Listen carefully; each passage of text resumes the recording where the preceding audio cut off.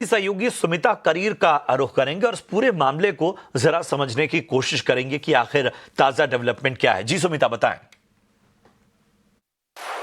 जी हाँ, बिल्कुल। Tensions European union के बीच में और यूएस प्रेसिडेंट डोनाल्ड ट्रंप के बीच में इट सीम्स बढ़ी ही जा रही हैं। पिछले कुछ टाइम में जब उन्होंने ग्रीनलैंड को एक्वायर करने के लिए अपना एक स्टेटमेंट दिया था, ट्रूथ सोशल पे लिखा है, तब से काफ़ी ऑपोजिशन मिला है of course from countries across the globe, but EU members की तरफ से भी। This is a 27 member countries और कुछ कंट्रीज़ ने एक थोड़ा डिप्लोमेटिक अप्रोच लिया, जैसे जो इटली की प्राइम मिनिस्टर है जॉर्जिया मेलोनी, उन्होंने बोला है कि शायद कुछ कन्फ्यूजन हो गया था जब रिपोर्ट्स आई कि डेनमार्क ने अपने ट्रूप्स ग्रीनलैंड में भेज दिए हैं। और देखिए, ईयू लीडर्स की तरफ से एक ऑफ कोर्स पुशबैक आ रहा है। कीयर स्टार्मर ने भी एक काफ़ी बैलेंस्ड अप्रोच लिया है। बट अगर हम देखें French president Emmanuel Macron according to several reports in a meeting with EU leaders that happen, उन्होंने बोला है कि हाँ, अब ये टाइम आ गया है ईयू का अपने सबसे स्ट्रिंजेंट ट्रेड वेपन को निकालने का, और उस ट्रेड वेपन का एसेंशली जो नाम अकॉर्डिंग टू रिपोर्ट्स है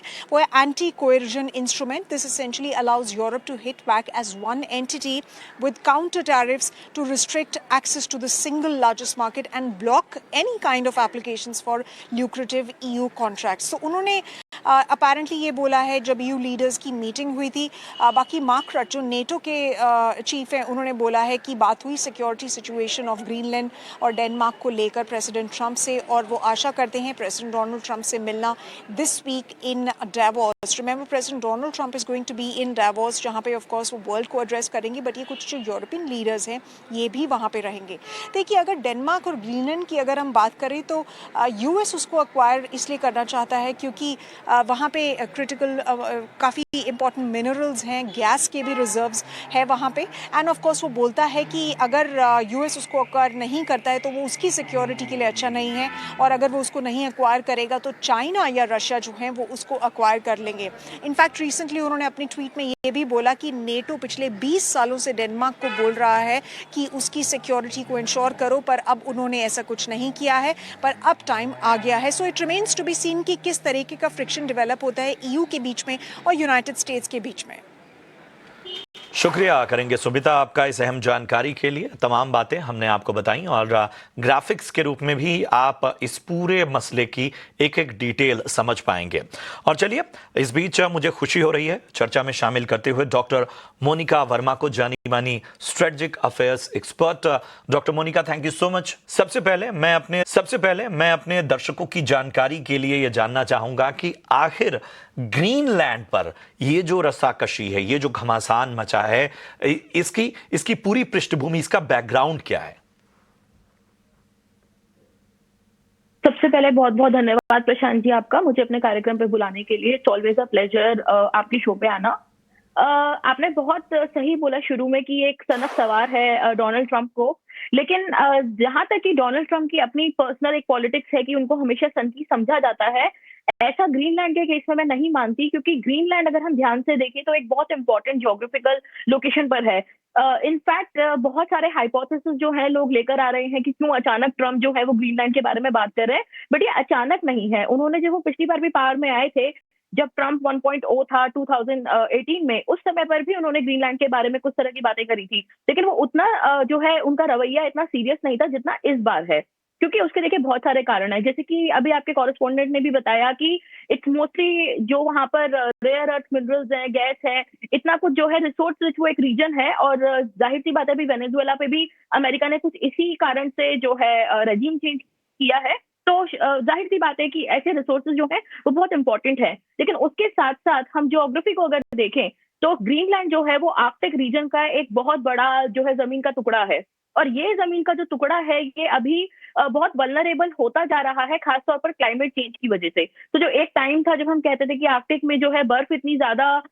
जमी हुई है, वो इनएक्सेसिबल है, वहां पे आप टेक्नोलॉजी का इस्तेमाल कर जो रिसोर्सेज हैं उनको नहीं ला सकते या नेविगेट नहीं कर सकते वहां पर, इस तरह की सारी जो असम्पशंस हैं अब वो खत्म होती नजर आ रही हैं, क्योंकि पिछले कुछ सालों में आर्कटिक के अंदर जो बर्फ है उसने पिघलना शुरू कर दिया है क्लाइमेट चेंज की वजह से, जिसके कारण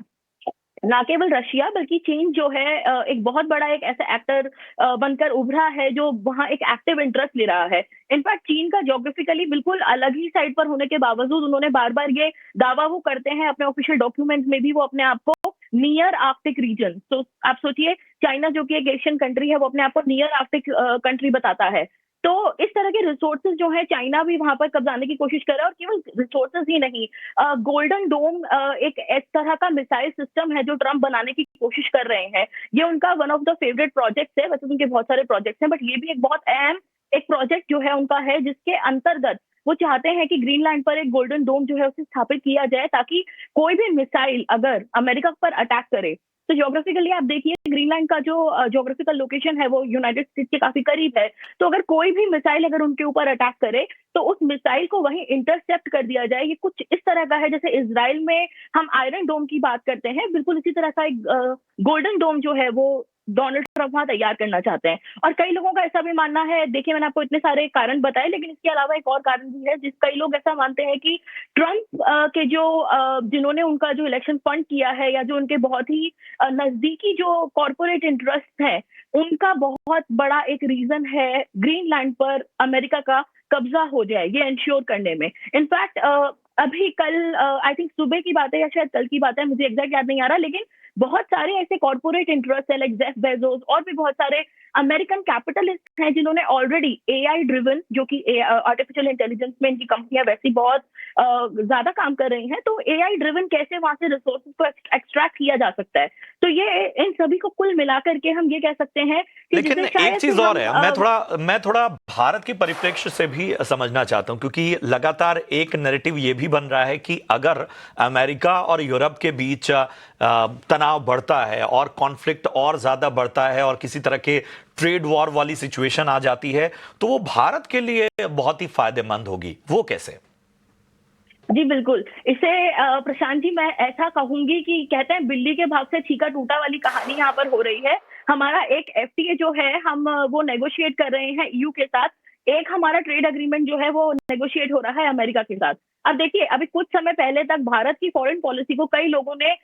निकम्मा करार दे दिया था, नाकामयाब करार दे दिया था, ये कह करके कि इंडिया की फॉरेन पॉलिसी तो देखिए फेल हो गई है, क्योंकि ट्रंप ने हमारे ऊपर 50% जो है टैरिफ लगा दिया। अभी वही लोग, वही अमेरिकन मीडिया तो नहीं, ब्रिटिश मीडिया आप कह सकते हैं, या वेस्टर्न मीडिया, यूरोपियन मीडिया अचानक से, और जिन्हें हम ब्राउन रिपोर्ट कहते हैं, भारत के बहुत सारे थिंक टैंक या बाहर के थिंक टैंक में वो लोग जो अक्सर पश्चिमी देशों का साथ देते नजर आते हैं, आज वही लोग कह रहे हैं कि ये कैसे हो सकता है। वही जो ट्रम्प जिन्होंने इतने टैरिफ इंडिया पर लगाए थे, आज वही टैरिफ उन्होंने यूरोप पर लगा दिए। तो ये तो बिल्कुल मतलब अगर आप सोचिए कभी अगर ऐसा हुआ, वैसे इसकी मुझे जो पॉसिबिलिटी है कम नजर आती है, लेकिन अगर अमेरिका ने वाकई, ट्रंप जिस तरह के सनकी नेता जाने जाते हैं, अगर वाकई ये एक मिलिट्री कॉन्फ्लिक्ट में तब्दील हो जाता है, तो नेटो का जो आर्टिकल 5 है उसे तुरंत ही एक्टिवेट किया जाएगा, one for all for one, जिसका मतलब ये है कि यूरोपियन देश जो नेटो में, यूरोपियन और इनफैक्ट अमेरिका साथ मिलाकर पश्चिमी देश जो और देशों को धमकियां दिए फिरते थे, आज अचानक उनकी आपस में ही लड़ाई चल रही है। और ऐसे समय पे भारत से ज्यादा तो मैं किसी को फॉर्चुनेट मानती ही नहीं हूं, क्योंकि हमारी फॉरेन पॉलिसी का इससे बड़ा कोई विंडिकेशन ही नहीं हो सकता। सबसे पहले हम मल्टीपोलैरिटी की बात करते हैं, हम कहते हैं कि आप क्यों ऐसा सोचते हैं कि केवल यूएस है या चीन है या केवल यूरोपियन यूनियन है, भारत भी तो एक इतना इंपॉर्टेंट प्लेयर है। तो एक इस तरह से इंडिया को बहुत बड़ा एक वैलिडेशन मिल जाएगा अपने मल्टीपोलर ड्रीम्स के लिए। दूसरा,